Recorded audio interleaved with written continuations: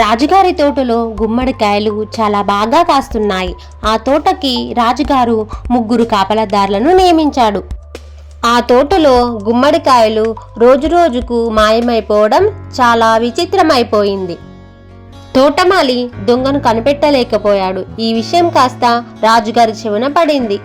శ్రీకృష్ణదేవరాయల వారి సభలో తెలివైన వికట కవి తెనాలి రామకృష్ణుడు కూడా ఉన్నాడు.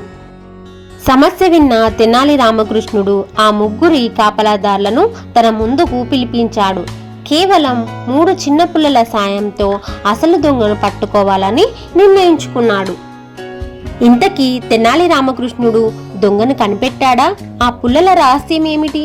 అసలు దొంగ ఎవరు? తెలుసుకోవాలనుకుంటే ఈ కథను చివరి వరకు చూడండి.